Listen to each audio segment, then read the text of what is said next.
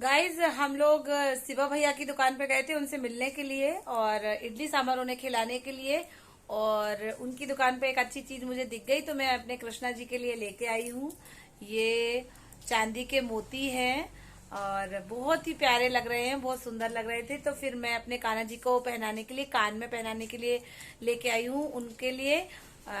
उनके कानों में छेद हैं छोटे छोटे से, तो उन्हें पहना देंगे तो बहुत प्यारे लगेंगे। अभी तो मैंने उनको ऐसी सिंपल से आर्टिफिशियल पहना रखे थे। चलिए उनको पहनाते हैं, फिर देखते हैं कैसे लग रहे हैं ना दोस्तों।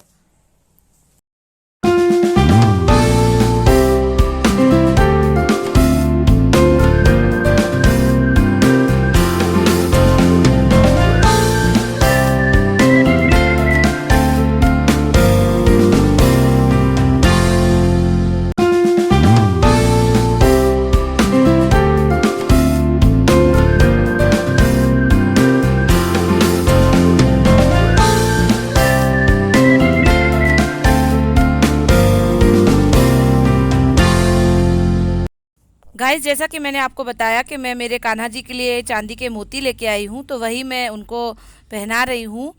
मोतियों के पीछे जो है जो तल्ली लगी होती है, जो ठिप्पी लगी होती है, वो नहीं लगी है। लंबा सा एक तार है और तार को ही मैंने उसी के अंदर उसको गोट दिया है, उसी में कर दिया है, जिससे वो निकलेंगे नहीं और प्रॉपर हो जाएंगे। यहाँ पर आप देख रहे होंगे कि एक कान में तो मैंने उनके पहना दिया है और दूसरे कान में भी पहना दूंगी। रोज़ उतारने का और रोज़ पहनाने का कोई झंझट भी नहीं है, निकलने का भी कोई झंझट नहीं है। हमारे कान्हा जी पहने रहेंगे, बहुत अच्छे लगेंगे, है ना दोस्तों। अभी तो मैंने उनके कानों में चांदी के मोती पहनाए हैं और हमारे लल्ला अगर कभी चाहेंगे और ईश्वर कभी ऐसा करेगा, हमारे जीवन में ऐसा दिन लाएगा कि हम कभी उन्हें सोने के भी दाने पहना पाएँ, सोने के मोती पहना पाएँ, ऐसी हमारी क्षमता ईश्वर कर दें। ये आप देख रहे होंगे हमारे लल्ला मोती पहनकर बहुत ही सुंदर लग रहे हैं। बलिहारी जाऊं मैं अपने लल्ला की नज़र उतार दूं। साथ ही साथ दोस्तों, हमारे लल्ला की सुंदरता के लिए एक कमेंट तो बनता ही है, लल्ला की सुंदरता के लिए एक लाइक तो बनता ही है। तो सभी से गुजारिश है कि हमारे लल्ला के लिए जय श्री कृष्णा लिखना और उनका उनकी तारीफ में कुछ लिखना, ठीक है। और ये मैंने उन्हें बिठा दिया है, उनके बाकी के सारे कपड़े पहना के उन्हें उनके प्लेस पे बिठा दूंगी। आरती पूजा तो मैं करके ही गई थी, बस मैंने तो उनको उनके पहना दिए उनके मोती। और ये रात के 10 बज रहे हैं और हम लोग लेट नहीं वाले थे। उसमें लक्ष्य बोले मम्मा मेरा प्रोजेक्ट है, मुझे नेक्स्ट डे गणपति जी बनाकर उनको कलर करके और उनको सजा कर ले जाना है।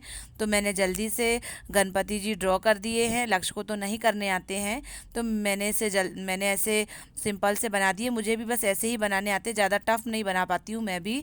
तो मैंने ऐसे गणेश जी बना दिए और उनको कलर बता रही हूँ कि किस में क्या कलर कलर जो है वो करना है, तो वो आराम से कर ले रहे हैं। मैंने अंडरलाइन भी कर दी थी कोई कोई चीज़ें कि तुम कलर जो है बाहर मत निकालो। और उनका एक छोटा सा प्यारा सा चूहा भी बना दिया है, जैसा कि आप देख रहे होंगे। श्री गणेशाय नमः भी लिख दिया है और ऊपर लाइट की झालर भी लगा दी है। आप बताइएगा कि हमारे गणपति जी कैसे लग रहे हैं। और ये डेकोरेशन भी हो गई है। जो छोटे छोटे से शीप होते हैं, मोती होते हैं और नग बोलते हैं, सॉरी, तो उनसे उनको येलो कलर के नग से उनको अच्छे से डेकोरेट कर दिया है। हरतालिका तीज आने वाली है, उससे पहले ही हमारे घर में गणपति विराज गए हैं।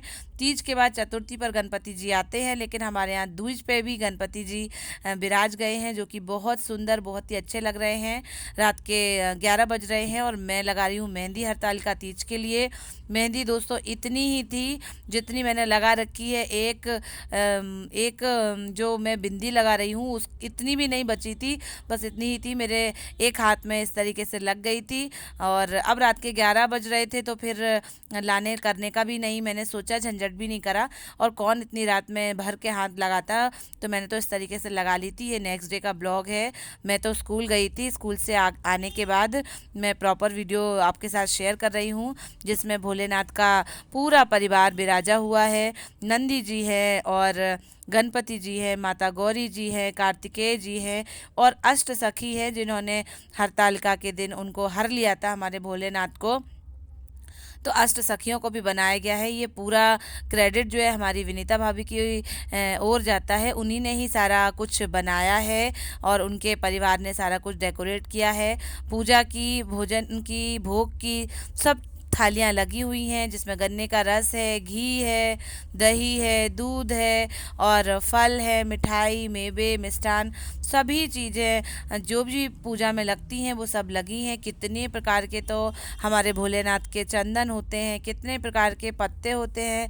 हमने जब कथा सुनी तो पंडित जी 27 प्रकार के पत्ते बता रहे थे कि हमारे भोलेनाथ को 27 टाइप के पत्ते चढ़ाए जाते हैं।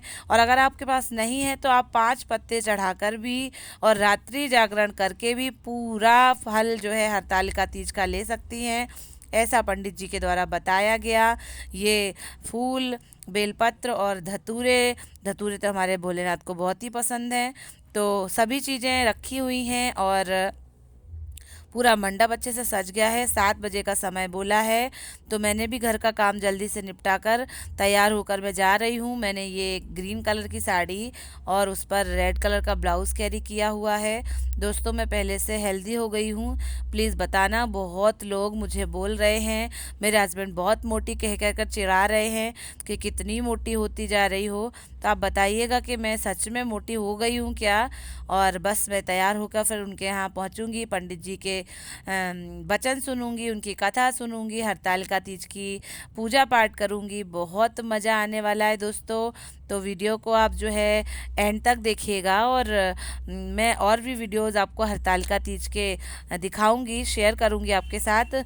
और यही शुभकामना करूंगी कि आप सभी के सुहाग जो है अमर हो जाएं, आपका जोड़ा जो है बना रहे। ईश्वर माता गौरी और भगवान भोलेनाथ कि जैसा आपका रिश्ता चले, अटूट, अमर और अमर हो जाए, और जो प्रेम है वो अमर हो जाए और बना रहे साथ। ऐसी मेरी शुभकामनाएं हैं। मेकअप हो रहा है, तैयारी चल रही है। पहले मैंने थोड़ा सा मॉइस्चराइज़र लगाया, फिर थोड़ी सी क्रीम लगाई और कॉम्पैक्ट पाउडर, उसके बाद लाइनर, लिपस्टिक, जो कि हम लेडीज़ को बहुत ही ज़्यादा तैयार होने में पसंद रहती है। लिपस्टिक तो बहुत ज़रूरी होती ही है मेकअप में। तो सारा कुछ मैं जल्दी जल्दी कर रही हूँ। मेरे हस्बैंड अभी आए नहीं हैं, मैं पूजा करने चली जाऊँगी। बगल में ही जाना है तो वो अपने आते रहेंगे और अपने घर में आके रेस्ट करेंगे। फिर मैं पूजा करने के बाद आऊँगी तो खाना पीना दूँगी, खिलाऊँगी उनको। तो बस मेरा सजना संवरना चल रहा है, तैयारी चल रही है।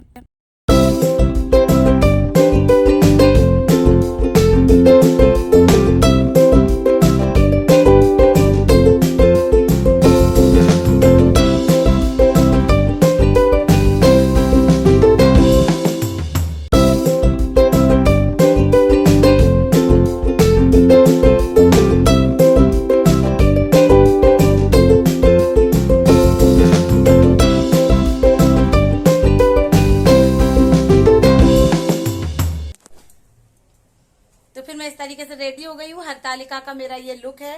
जा रहे हैं पूजा करने और आपको भी पूजा में शामिल कराते हैं।